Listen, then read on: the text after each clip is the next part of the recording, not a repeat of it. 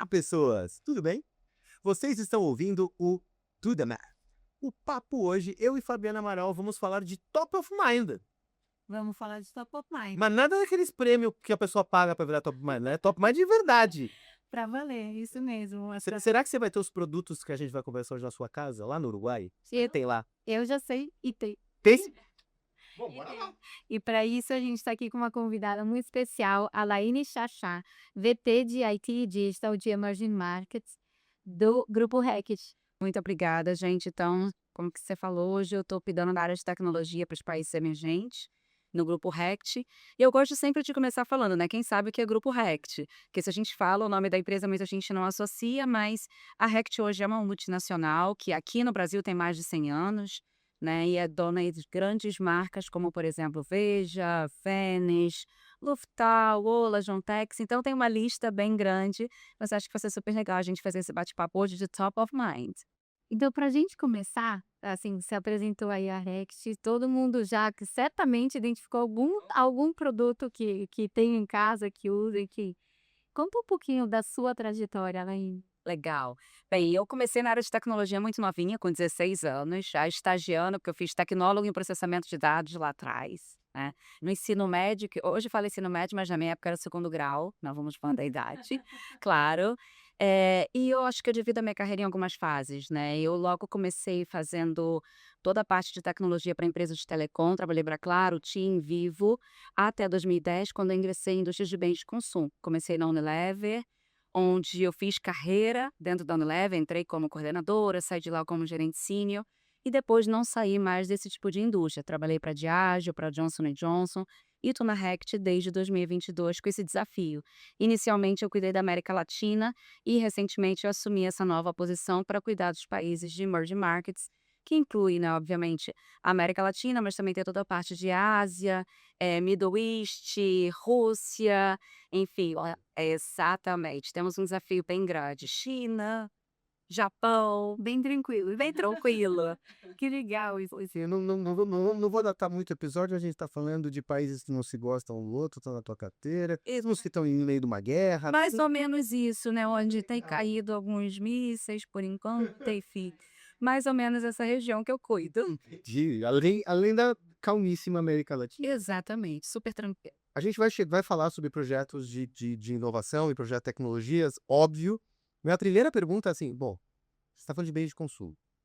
Então, assim, no final do dia, você vai ter que trabalhar. Vocês já trabalham muito bem. Parte do que é feito no trade, vocês são inventores, né? Então, assim, isso já é trabalhado para estar ali no top of mind do consumidor. Você falou marcas aqui que todo mundo tem em casa.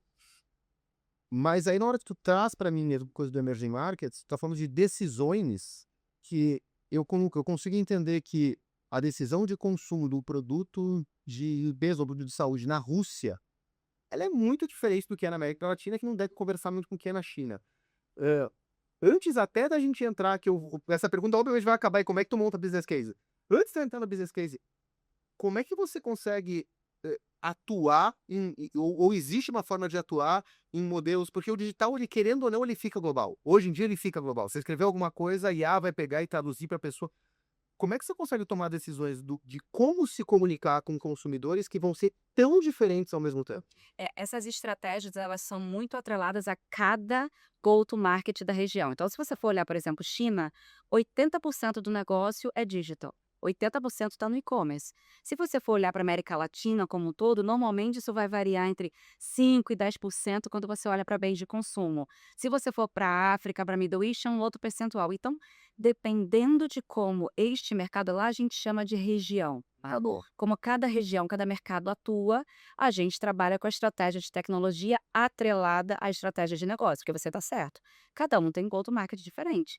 O que eu faço para a China, para atender a população, onde você tudo compra pelo TikTok, você não vai no varejo para escolher um produto. Não é a mesma coisa que o cliente que hoje ainda vai ao mercado. Obviamente, alguns compram pelos aplicativos, mas a grande maioria gosta de ir ao mercado, gosta de olhar, comparar, olhar o rótulo e etc. Então, eu acho que é isso, tá? É diretamente associado com a estratégia do mercado. E aí a gente monta a estratégia de tecnologia para atender isso. Então você está falando que o teu time, tu deve ter uma visão por região, algo parecido, Exato. e aí eles estão Ele entende o que é o benefício do produto, como é que a tecnologia vai atender aqui, aí teu business case de tecnologia tem que estar atrelado ao tipo de ação naquela região específica. Naquela região específica, porque obviamente dentro da empresa hoje a gente tem estruturas globais, produtos globais. Então quando você vai desenhar a tua estratégia de produtização, você vai olhar esse produto se adequa para qual tipo, para qual go-to-market, para qual mercado, né? Então vamos falar de image recognition. Então para os mercados tradicionais, né, em onde você vai lá no mercado e tira a foto, usa AI para entender se você está bem posicionado, preço, marca, concorrência, etc. Isso vai funcionar muito bem para uma estratégia tradicional, mas não vai funcionar muito bem na China, porque o cliente não vai, por exemplo, no mercado comprar. Então a gente tem a estratégia global atrelada à estratégia do negócio, não tem como fugir, né? Porque assim, a tecnologia tem que estar Eu atrelada. quero conseguir entender o meu tempo de exposição que o cliente tem. Para o cliente no Brasil, na América Latina, tu vai lá e vai olhar o teu trade. Exatamente. De repente, tu vai ter que olhar o teu alcance do TikTok versus o teu público para conseguir. Então, você vai adaptar a tua métrica para quando o cliente funciona, para daí ver que tecnologia você aplica. Exatamente, exatamente. E é óbvio, né? A gente, quando vai pensar em tecnologia numa escala global, esses times eles já conhecem, né? Então, primeiramente, você faz um assessment das necessidades de negócio, entender como que cada negócio funciona, e aí você pensa, puxa, essa tecnologia aqui ela pode ser escalada, né? Ela é escalável para diferentes go-to-market. É muito mais fácil do que você pensar em uma tecnologia que só funciona para um mercado específico. E você acaba tendo a oportunidade de ter quase as escolas ali, dependendo da região, né? Algo que você fala, putz, isso aqui funciona bem, consigo replicar. Agora eu vou voltar um pouco. Por favor, esquece que. É. Alaine, ao longo da sua trajetória, você liderou a transformação digital em muitas multinacionais, né? E agora a gente ainda incrementou com essa camada global, emerging markets, que tem cenários muito diferentes. Mas o que na sua experiência eram decisões ou foram as decisões mais difíceis quando você está falando de, putz, eu preciso equilibrar inovação, estabilidade operacional e pressão por eficiência? Eu acho que a decisão mais difícil quando a gente está nessa cadeira é dizer não para um DIE, para um presidente, né? Porque normalmente os líderes de negócio, eles têm excelentes ideias, mas não necessariamente é a melhor ideia para aquele momento ou vai gerar o melhor resultado. Então eu acho que na cadeira do CIO hoje, né, do líder de tecnologia, ele também tem que saber dizer não e ir apresentando, obviamente, a contrapartida, porque e apresentar outros caminhos. Então eu acho que vai muito por isso. Quando a gente pensa em tomada de decisão de onde investir, de que tecnologia eu vou seguir, estou muito atrelada a business case, né, a impacto no negócio e etc. Então, dizer não para boas ideias não é uma tarefa muito fácil, sabe? Então, acho que eu iria para esse caminho. Não, e dependendo, dizendo não, mesmo para ideias que não são boas, dependendo de como são os stakeholders ali, também já Não é bem, não é fácil gerenciar, né? Então, eu acredito que a gente deve ter muitos líderes de negócio que estão nos escutando agora, e eles vão entender o que eu estou falando. Imagina, né? Você, como presidente, está com uma super ideia de inovação e a pessoa de tecnologia vai lá e fala: então, veja bem, eu acho que esse caminho aqui talvez não vai ser o melhor, vamos pensar de uma forma diferente. Então, o nosso papel como liderança de tecnologia é também ser um advisor mais estratégico para as áreas de negócio. Isso é difícil às vezes. sim. Você falou de idade, eu sou do tempo que a gente de tecnologia é o menino da TI. Só essa daí. Nessa época ainda não tinha dinheiro, né? Então, tudo era um baita problema. E aí agora a gente já tá no momento de falar assim, calma, porque eu fiz tem um corte que eu usei, daqui a pouco vai ser processado, que é o corte que mais aparece pra mim no TikTok, que eu falei, gente, ó, o inimigo agora é outro. E é real, o inimigo agora é outro. Apesar disso ser o filme do Walter Salles, Walter não me processa, né? Mas o ponto que eu tava querendo dizer é que antes não tinha dinheiro pra nada. Hoje até tem a verba, mas não tá na hora. Porque tem um hype de, não, vamos fazer.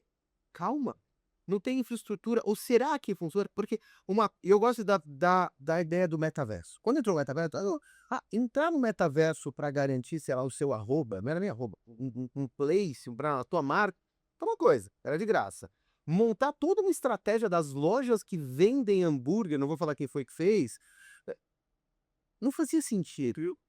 E assim, se fosse só MVP, um teste, tava tudo bem. Mas não, aquilo foi era existia um PowerPoint que falava que ia dar certo, quer dizer, tinha um business case que era fofo. E eu acho que muitas até o time de tecnologia que está há muito tempo vivendo essas várias transformações tem um pouco mais de track record, né? Porque é um jeito bom de falar a idade, né? A gente tem mais track record, Adorei, vamos usar. né?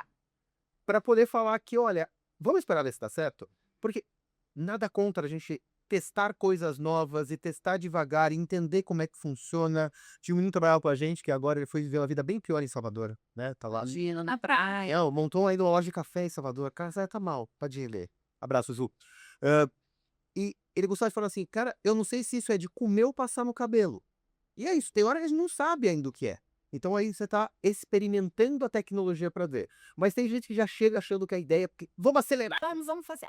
Como é que tu lida para conseguir? Então vamos devagar ou não? Vamos montar um business case decente, porque daí talvez se funciona aqui, ele pode replicar em outros mercados. Como é que você separa o joio do trigo? A gente primeiro começa a entender os use cases.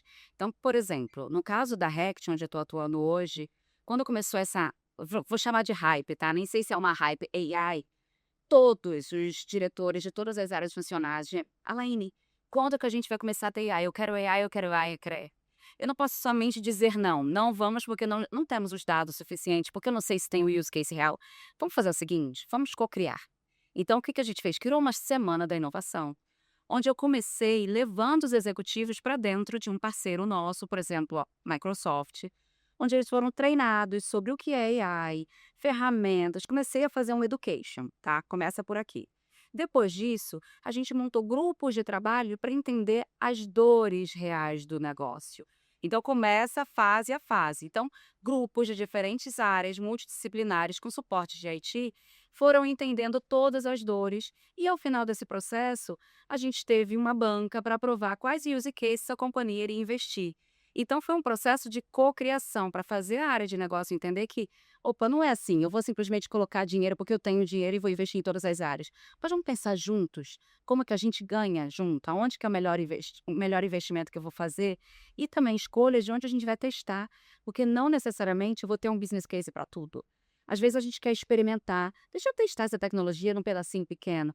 E eu brinco que emerging markets é muito bom para isso, né? Porque você tem possibilidade, é muito mais fácil você errar, vamos pensar no Brasil ou na Colômbia, ou talvez a gente pegar a Dubai, que é menor do que você errar nos Estados Unidos e você parar um Walmart, por exemplo. Então, eu acho que aproveita esse momento de estar em emerging markets também para explorar muito mais. Então, acho que para a tua pergunta, o equilíbrio está aí. Cocriação com as áreas de negócio para entender aonde que faz sentido a gente investir, com business cases associados, obviamente, porque no final das contas ninguém está aqui para fazer caridade, né? A companhia depende do resultado, mas também dando a segurança de que a gente também tem uma margem para testar, para errar, mas para fazer junto. Eu acho que é um risco coletivo. Você falou uma coisa interessante que não são todas as empresas que partiram daí, assim, principalmente com esse boom, esse hype, né? A gente acompanhou várias empresas que assim, eu tenho aqui uma linha de investimento para projetos de IA. Não tão preocupados assim num primeiro momento se vai dar resultado ou quanto que vai. E aí depois veio aquele momento que virou um ralo de dinheiro, né? E vocês, assim, vocês já estão meio. Por mais que eventualmente pode ter sido um processo que ele precisou dessa fundação do education ali, da conscientização, aproveitando os grandes parceiros até para você tomar essa decisão, vocês têm ganhos muito maiores já nesse modelo de processo, né? Exatamente. E você comentou que uma das coisas difíceis é falar não em alguns momentos. E indo nessa linha, eu queria entender, na sua experiência, o que você acha que deixa o falar não mais difícil, assim? Esse momento onde tem 1 milhão de informações e as pessoas falando: "Eu fiz isso aqui em 3 minutos", ou, ou às vezes até a parte política em grandes organizações, que também você fala: "Tá, como é que você vai falar não para o presidente?". Eu acho que tem um misto dos dois, né? Você falar não para um presidente sem apresentar alguma proposta, alguma justificativa, né, realmente vai gerar um impacto maior na hora que você se posiciona. Então, assim, é um não mas não agora, não, as horas por isso. Mas por que não? Por que que a gente não vai por esse caminho? Testa desse outro caminho. Então eu sempre gosto de trabalhar com as alternativas e transparência, sabe? Eu colocar na mesa o que dá, o que não dá e por que não dá, por que que a gente não vai por esse caminho, mas a gente pode tentar esse, por esse outro lado, enfim. E você está correta. Todo tempo eles vêm com uma ideia de que, tipo, mas tem alguém testando essa ferramenta faz em minutos, mas por que que a gente não consegue? Porque a IT é burocrático, porque é o global. Então, acho que vai muito nesse conceito de explicar, de ser transparente e às vezes falar: olha, realmente nós estamos numa multinacional. Nós somos uma empresa onde tem um processo global muito estruturado e às vezes vai ser mais engessado. Nós não somos uma empresa de tecnologia, né? Nativamente de tecnologia e digital. Então, também ter esse tipo de conversa faz parte. Porque é diferente você falar, ou talvez para um banco que vai ter um mecanismo diferente para inovar, sabe? Eu tento ir por esse caminho, mas, de novo, transparência, sabe? Eu acho que se a gente não falar de uma forma muito honesta e muito transparente o que pode e o que não pode e quais são os impactos, eles nunca vão entender por que que você está dando essa resposta. E tem um lado também do que você falou, que é um movimento que a gente vê acontecendo agora, porque primeiro vamos todo mundo ter IA, a gente não sabe muito bem para quê, que venha um maior número de ideias, não necessariamente você falou uma coisa muito legal também, que dentro dessa semana da inovação e todo esse processo que vocês fizeram, vamos entender quais são as dores que a gente tem, né, partindo daí. E teve um momento que nem todas as empresas estavam olhando para as dores, elas estavam olhando para o que que a gente pode fazer de diferente, não necessariamente para resultado. Mas tem um ponto que é o colher o resultado em cima disso, agora, neste momento que a gente está vivendo, é o que as empresas estão buscando, Exato. né? Parece que passou um pouco aquela coisa, tipo, vamos. Nossa, bem-vindo 367 iniciativas com IA, para coisas com. Tá, legal que venham todas essas, vamos fazer essa banca, vamos validar, vamos entender o impacto disso, para que não vire, assim, investimento sem fim. E também olhando para, tá, mas o que que volta, não? Sim, porque no final é isso. No final você tem que ter um ROI que seja factível para a companhia. Óbvio, né? Um pedacinho que você usa para testar, experimentar faz parte. Mas no final é aquilo. A empresa ela está esperando algum retorno financeiro, e talvez não só financeiro, porque no final vai ser consequência, né? Mas mais agilidade, mais eficiência operacional. Algum tipo de eficiência vai ter que gerar para a companhia, seja operacional, seja o financeira.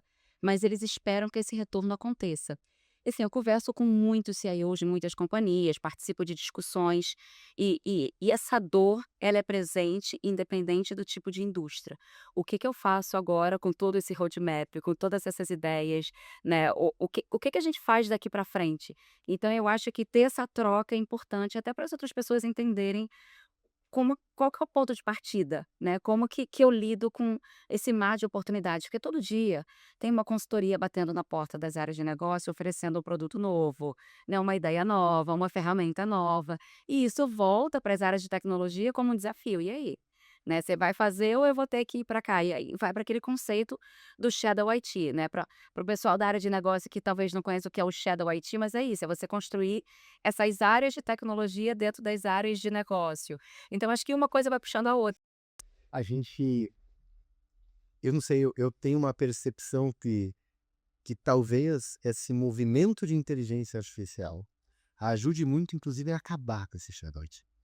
E esse é uma, eu nem conversei isso contigo.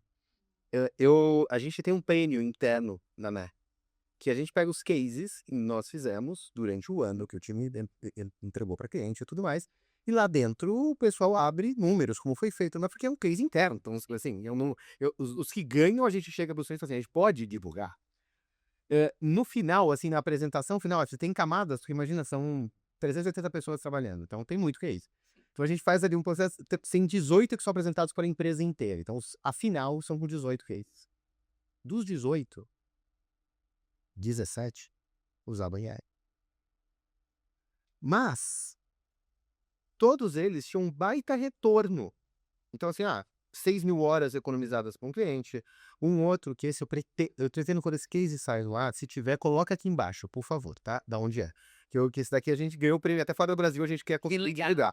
Mas tem um que 96% da base de dados a gente tirou. Era ruído. o teu processo não precisa desses dados. Eu entendi que no momento que estavam construindo, foi, vamos gravar tudo. Você tá gravando lixo, tá ficando caro demais. Não vai, então estamos falando de uma empresa gigante, uma indústria gigante. Tira 90, então era muito case legal. E aí eu comecei a perceber, depois a gente foi e otimizou. Chegou em determinado momento, será que isso é... Eu pedi, aí eu coloquei nossa IA, a Matilda, para me ajudar a entender o que estava... E é real, dos 18 cases, 14 não teve uma tecnologia nova, mas teve 0 Shadow IT. Olha só. Então, o que aconteceu foi, a área de negócio passou a sacar um problema, e falou, não, peraí, já tá lá. É mais fácil de acessar agora. Porque uma coisa que é uma vantagem, a IA também consegue te ajudar a organizar parte da bagunça. Então, dá para fazer aquela coisa de projetos estruturais enormes e velhos, não precisa mais existir. Que era o que fazia você fazer um puxadinho do lado. Então, não só não teve Shadow, como não teve produto novo comprado. Eu achei isso muito legal. Eu fui falar com as pessoas, e por isso que eu trouxe desse lado. Eu falei, mas o que teve de diferente? Porque a gente sabe que normalmente é apoio ao produto, Exato. ou põe um outro banco de dados para fazer isso aqui, aí você só aumenta a licença de uma Microsoft ama, a Oracle ama, mas... Porque não é Shadow, mas, pô, entrou uma licença nova que não precisava. Não, o que aconteceu de diferente é que na hora que a gente foi desenhar, o time de negócio veio junto. Então, em 14 desses cases, o cara de negócio sentou na mesa. E para mim isso é uma mudança. Talvez porque o pessoal entendeu que não adianta fazer o Shadow, que eu preciso do dado. Então, se eu fizer uma coisa sozinho, o dado é da TI. Hoje tem a lei de segurança, eu não posso deixar esse dado sair da empresa. Ou não, na tua visão, você acha que dá para reduzir essa coisa e dá para trazer esses executivos de negócio para virar parceiro real? Porque, assim, para mim é a barreira que é entre TI virar centro de custo para centro de valor, sabe? Eu acho que, na verdade, não tem como não ser assim. Não tem como não trazer a área de negócio para cocriar. Porque imagina você usar AI para gerar eficiência de um processo. A área de tecnologia não conhece esse processo. E você não consegue mapear este processo end-to-end sem o entendimento da área de negócio. Então, isso, na verdade, é uma criação conjunta.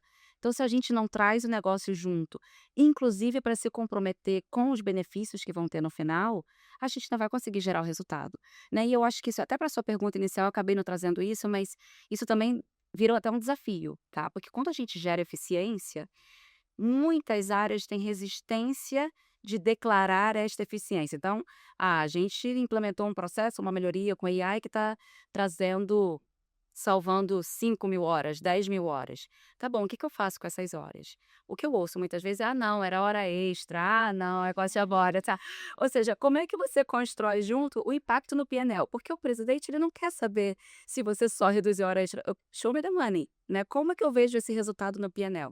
Você não consegue fazer isso sozinho. TI sozinho não faz. E um negócio sozinho não faz. Não... E negócio ele tá com e falar, eu posso falar que eu tenho isso sobrando, porque agora eu posso assumir outra coisa. Porque também, senão, meio que aquele benefício fumaça, né? Porque, isso.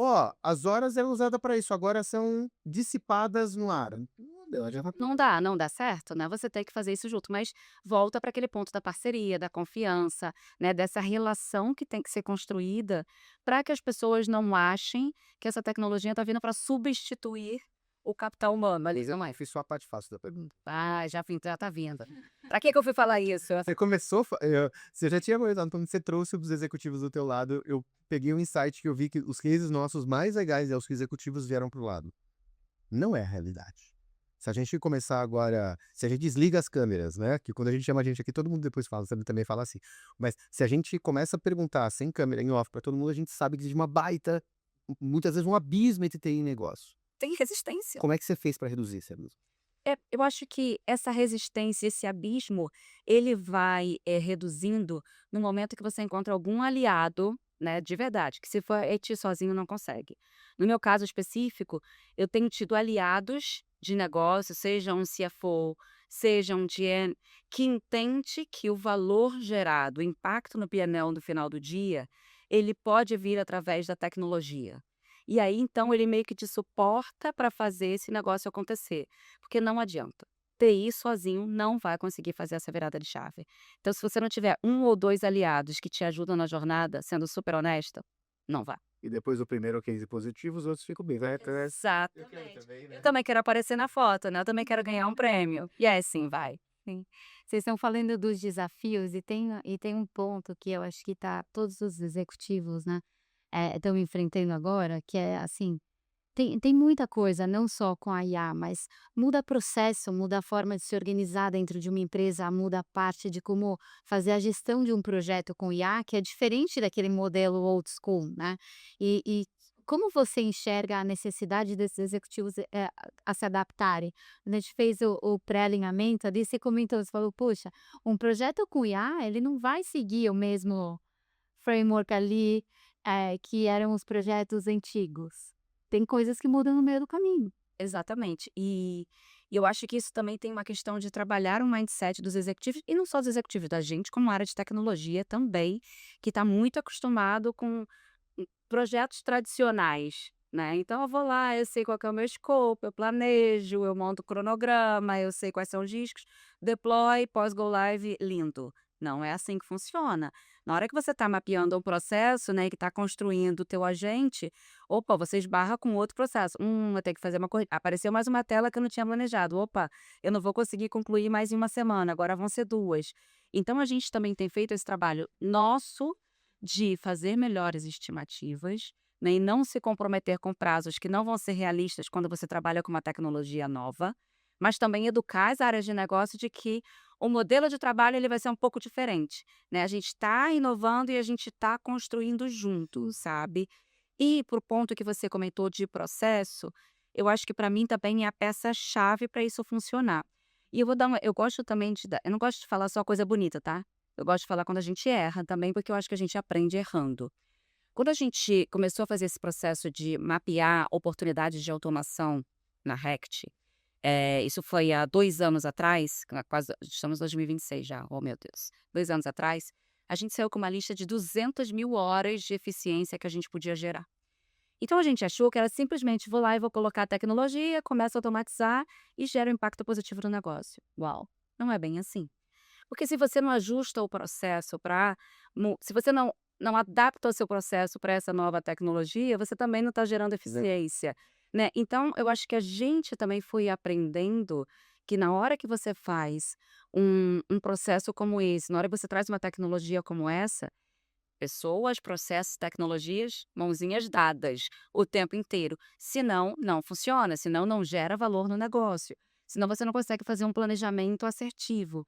Então, para mim, essas 3 pecinhas que eu sei que parece old school, né, a transformação digital, pessoas, processo e tecnologia, mas para mim elas continuam sendo peças chaves e fundamentais para isso acontecer. E eu gostei que tu trouxe da gente errar. Estava foi tu? Estava eu e a Gabi almoçando a semana passada com esqueci o nome do rapaz do Serasa, me ajuda depois, né, gente? O Marcelo Queiroz, que hoje tá na Experian, mas ele era da ClearSale, né, que agora virou Experian e tudo mais. E a gente ele estava me comentando que: "Ah, não, chamei aqui o pessoal para montar uma iniciativa para mim", pô, veio aqueles projetos de Big Four, 8 meses, gente, 8 meses mudou o mercado. É isso. E aí o cara: "Tá, mas não, como é que entrega em 4 semanas?". E aí foi aquilo que a Fabi falou, ele falou: "Tá, mas eu executo isso em 5 minutos". Não vou dizer errado, mas não vai estar bom em 5 minutos. E depende em 4 semanas, e aí ele trouxe isso, também não vai estar bom, mas vai ser algo que eu testo, que a gente eu acho que tem uma necessidade da gente migrar a nossa tolerância ao não perfeito, né, não é tolerância ao erro, que era aquela na máxima das startups, não, estamos indo para o lado certo, mas a gente está indo muito mais rápido, entregando coisas muito mais rápido e elas não vão estar perfeitas, porque não deu tempo da ideia maturar, mas tu tá testando mais rápido no mercado, e talvez isso é importante do pessoal entender, e para mim, nessa tua tríade que nunca podia ter acabado, pessoas, processo, tecnologia, o pessoas ficou mais importante. Porque não precisa a pessoa que vai começar a entrar no projeto vai saber, cara, óbvio que não vai estar pronto. Óbvio que nessa pecinha eu ainda tenho que girar um pouco. Realmente esquecemos isso aqui dessa primeira tela, ou essa primeira pergunta, vamos voltar. Essa interação tem que ser muito mais constante, tem que ser resiliente em fazer a interação. Exatamente, até para você treinar os agentes, treinar os seus RPAs, treinar os seus programas para que eles realmente conheçam do negócio que ele está gerando eficiência. Então, eu acho que isso tem que funcionar. Mas eu concordo com você que ainda existe alguma resistência. E eu acho que todos ainda estão muito acostumados com o padrão antigo de implementar projetos, iniciativas. E é uma educação diária, sabe? A gente tem que fazer isso passos de formiguinha, todos os dias. Você acha que além dessa resistência tem uma camada de medo? Com certeza. De falar: "Tá, como é que eu vou, né, de repente ali liderando uma área de negócio, como é que eu vou peitar uma mudança de repente tão estruturante, entendeu? Ou dentro de um processo alguma coisa, sem saber o que vai acontecer depois". É o medo do desconhecido, né? Eu não sei o que vai acontecer. E aí, por isso que volta ao ponto da gente ir para protestar, né? Eu acho que se a gente pensar, vamos começar com MVP, vamos começar com uma coisa pequena, que aí a gente vai aprendendo, e aí juntos a gente consegue ter uma dimensão maior de tempo, de impacto, do benefício, e vai indo por esse caminho. Mas eu acho que é por esse caminho, sabe? É o medo do desconhecido. Mas eu vou trazer um elemento com medo, porque eu concordo com medo. Mas eu acho que tem uma coisa, Fabi, e aí me corrijam, mas teve muitas vezes que vamos começar devagar, vamos conversar com o MVP. E aí o MVP era com um aplicativo SaaS que eu comprei ali, que não conversa com ninguém, que o dado não é meu, né, dado tá alugado, que é para pegar depois, num formato que eu não conheço. E aí você não escala isso depois. Porque tem muito projeto que a gente viu morrer, na onda da transformação digital, foi: "Não, não, põe aí aquele aplicativo que a gente já faz isso e não sei o que e funciona". Eu acho que a gente tem que aprender com o que já foi feito de errado. Então, esse me dá para escalar mais rápido com plataformas de AI agora, diversas, mas não dá para jogar a tua arquitetura fora. Então você tem que pensar e tá, se der certo, como é que eu escalo para minha arquitetura de referência? Como é que o dado vem? Porque senão a gente vai voltar para o mar de dado fragmentado. E a gente já. E tem muita gente pagando muito caro. Não estou falando muito caro para arrumar o dado. Estou falando muito caro porque perdeu capacidade competitiva. Enquanto alguém foi lá e teve um insight antes, percebeu uma oportunidade de mercado antes do que ele podia. Então, eu acho que tem um elemento que não é o erro vazio, sabe? Tem muita gente que pagou caro pra: "Ah, não, vamos errar rápido". Sim, mas não quer dizer que não prepare o terreno, sabe? "Ah, não, tem que pular na piscina no escuro". Tá, mas só confere se tem água. Só para ter certeza. Porque, de repente, se não tiver água, vai machucar, né? E eu não sei, eu acho que a gente entrou num momento até que o dinheiro era mais barato, e o pessoal se empolgou um pouco demais, e agora tá pagando caro, Exato. porque não dá, né. Não dá. E dado fragmentado, já que eu entrei nesse ponto, eu até esqueci quantos lugares você falou, que é América Latina, China. É tudo aqui, essa América Latina, tudo que é Ásia, Oriente Médio, né? Então, tô falando Ásia geral, né? Só sul e norte da Ásia. Dado fragmentado não é um problema pra você. Não, mas imagina na Índia, né? Imagina quantos distribuidores a gente tem na Índia, né? É para atender toda a população. Mas certamente todo o teu sellout vem igual, certinho, o mesmo padrão. Super igualzinho, imagina. Se aqui na América Latina já é assim, a gente já tem que fazer um trabalho enorme, principalmente falando de sellout, né? Para você conseguir harmonizar esses dados, conseguir carregar tudo num data lake, gerar um insight com uma informação única. E aí eu tenho que concordar que ainda é um desafio. Eu vou falar para a indústria como um todo, porque, de novo, eu converso com meus colegas de outras empresas, né, parceiros ou concorrentes, e o problema existe, falando principalmente de sellout. Porque toda área de negócio acha que o seu dado, né, cada área, o seu dado é o dado verdadeiro, cada um tem a sua verdade. Como é que você integra tudo isso? Como é que você faz com que o sellout que a área de Sales Intelligence está enxergando é o mesmo sellout que a área de inteligência de mercado está enxergando, que a área de planejamento está enxergando? Porque no final, gente, vira um problema para a companhia. Como é que você vai conseguir fazer o teu planejamento de produção se você não sabe exatamente quanto que você está vendendo, quanto você vai vender? Ou seja, é um problema existente, eu tenho que reconhecer, acho que não é só para mim, para todas as indústrias, na maioria, né? Acho que eu particularmente não conheço alguma que esteja 100% falando, que esteja tudo perfeito, que meu sellout é único, todo mundo fala o mesmo número. Não acho que seja um caso. Assim como a gente vai olhar para umas áreas de finanças, de FP&A, o meu número do último, o PNL aqui, esse aqui é o número real, é a fonte única da verdade. Não, esses dados sim estão fragmentados e eu acho que a gente tem feito um trabalho muito forte de conscientizar as áreas de que a gente precisa realmente mapear e cada vez mais tentar unificar essas fontes da verdade, porque ninguém sobrevive com várias fontes da verdade, né? Você não vai conseguir nunca ser assertivo na hora que você faz um demand planning, se você tiver cada um com a sua fonte. Sim. A gente tem aquela a máxima, né? Ferramentas de mensuração diferentes dão medidas diferentes. É A gente tem isso em Rego Treina. Edu vai ter com dados que são um slice, né? Uma fatia da realidade, porque né, todo dado, mensuração de operação física, ela sempre é uma fatia. Você nunca vai fazer ela 100%. Você ainda consegue 90% em alguns casos, mas e eu acho que tem uma dificuldade extra no teu cenário, por isso que eu falei de sellout, que é a dificuldade das pessoas entenderem o universo amostral. A gente não aprende, a gente não usa isso na escola, usa muito pouco na faculdade, e daí chega a realidade e fala, então, tu não vai ter certeza do que tu vai trabalhar com um dado que você não tá certo dele. As pessoas não estão acostumadas. Porque também não é 100%. Não. É uma amostragem. É uma amostragem. E aí, como é que você extrapola esse número para chegar no. Mas aí é onde que entra a AI também para ajudar muito a gente, né? Baseado nos dados históricos, baseado nos comportamentos, você tem alguns padrões onde você consegue dar um direcionamento. E aí é onde eu acho que a área de tecnologia consegue ajudar, né? A partir do momento que as áreas têm essa consciência, eu acho que a gente consegue trabalhar junto para ter o dado mais próximo do real possível. Vamos chamar assim. Alaine, você comentou, né, que o Grupo Rect, só aqui no Brasil, tem mais de 100 anos. Então, eu queria te fazer uma pergunta. Se você fosse estruturar uma empresa do zero hoje, como você acha que deveria ser a relação entre tecnologia, supply chain, marketing, a parte de operações, assim, tal?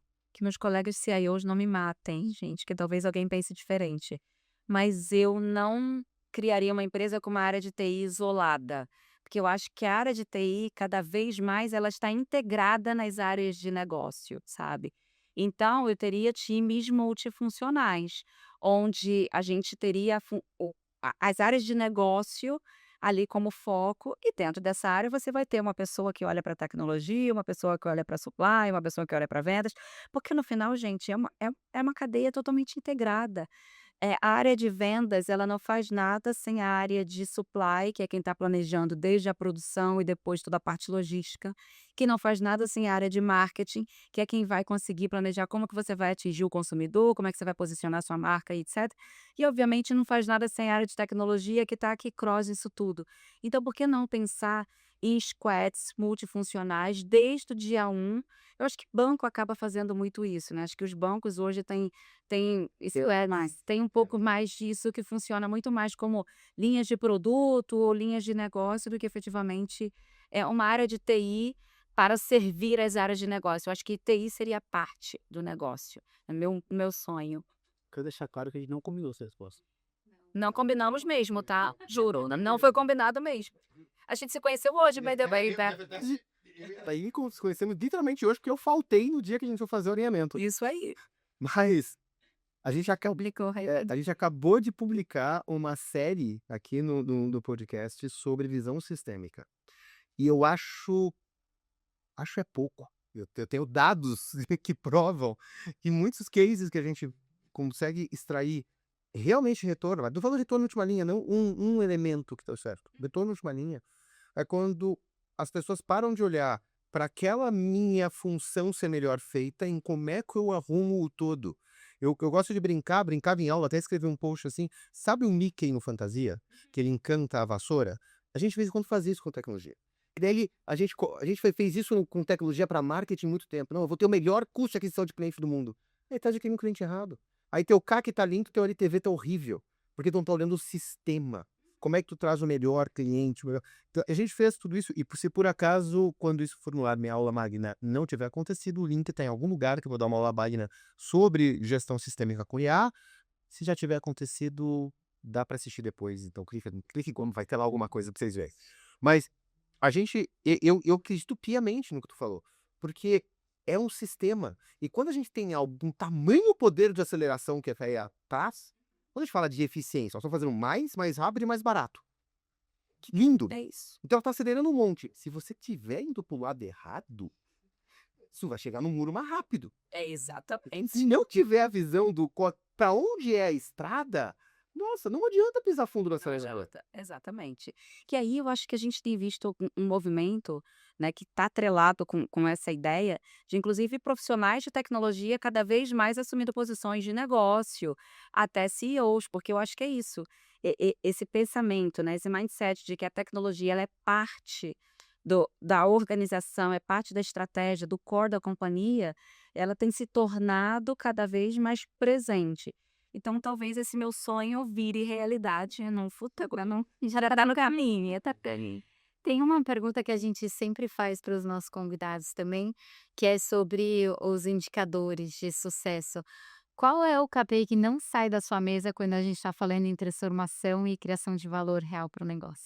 Eu acho que o que não sai da minha cabeça, até porque a minha GM me lembra disso o tempo todo, várias vezes, né? Qual que é o impacto no PNL, mas eu acho que é isso, é a gente pensar em o quanto que a gente está tendo de crescimento, rentabilidade, sabe? O quanto que realmente você está impactando o coração financeiro da companhia. impacto real. Impacto real, sabe, de tudo que a gente faz. Porque não adianta a gente fazer só o investimento e você não conseguir medir esse retorno lá na frente. Por isso que começa lá com a história do business case, que todo mundo sempre falou de business case, mas não necessariamente você mede o impacto depois que você implementa. Sempre começa com o business case e sempre foi assim, não começou isso agora. Mas eu acho que o que não sai da minha cabeça, eu não quero saber quantos incidentes a gente fechou, quantos projetos foram implementados. Mas talvez um único projeto gerou um resultado muito maior do que 100 projetos que foram implementados na companhia. Então eu vou muito nesse caminho, sabe? O impacto real no PNL é o que não sai da minha cabeça o tempo todo. Uau. É diferente, porque vai muito além do que às vezes a pessoa olha um indicador mais específico da área. Não, é o impacto na empresa, não é assim, na minha área, quantas iniciativas tiveram. Mas eu gostei da tua frase, né? Muita gente sempre começa com business case, mas quantos acabam com business case? Bom, isso acaba. Pega o business case de volta e testa agora. Né? Faz a prova real dele. Ela realmente funcionou. Então tá, não é esse retorno. Por quê? Como você mede sucesso? O que é sucesso para você? Eu faço essa pergunta desde o dia 1 que eu cheguei, né? Eu brinco com o time, acho que eles já aprenderam hoje em dia. Fala, tá bom, mas o que é sucesso para você? Implementar o projeto on time in full. Não, não, não, não, não. Não, isso aí é passado, gente, né? Eu não quero mais saber se a gente entregou o projeto inteiro dentro do cronograma. Eu quero saber o que a gente está gerando de retorno para a companhia. Porque quem paga tecnologia é o negócio no final do dia, né? É porque de vez em quando você tem que descobrir no meio do projeto que tu não tem que entregar inteiro. É isso. Ó, só esse pedaço aqui é que resolve o problema. Já resolve o Para, problema. Exatamente. faz isso e para. Exatamente. Muita coisa mudando, muito aprendizado, muito desafio para todas as áreas. Alaine, foi um prazer te receber aqui no Do The Math. Quanta informação legal, eu tenho certeza que assim, para quem ouviu, explodiu a mente. Eu tenho certeza. Quem quiser continuar conversando com você, vendo o conteúdo que tu produz e compartilha, qual a melhor rede para Tô aqui no LinkedIn, né? Eu costumo compartilhar bastante. Inclusive, eu tô me mudando para Inglaterra agora no meio do ano, como parte desse novo role. Exatamente. Vou continuar olhando para todas as regiões, mas não vou mais morar no Brasil. Espero continuar usando o LinkedIn como uma oportunidade, inclusive, de compartilhar essas experiências, de contar. Eu uso bastante o LinkedIn como uma ferramenta de conexão, de verdade. Eu uso com este propósito, de contar um pouco, de aprender, de trocar, enfim, fazer tudo isso junto. Então, vamos lá, a gente aproveita agora, depois ela vai falar só inglês. Muito Obrigada, Jéssica. Foi um prazer estar com vocês. Obrigada a todos. mentira que você não gostou. Curte, comenta, compartilha, manda o triplo C pra gente no YouTube, tá no Spotify, a maioria de vocês eu sei que está. Então, coloca 5 estrelinhas pra gente ali no agregador de podcast, que ajuda a gente demais. Até a próxima quarta-feira.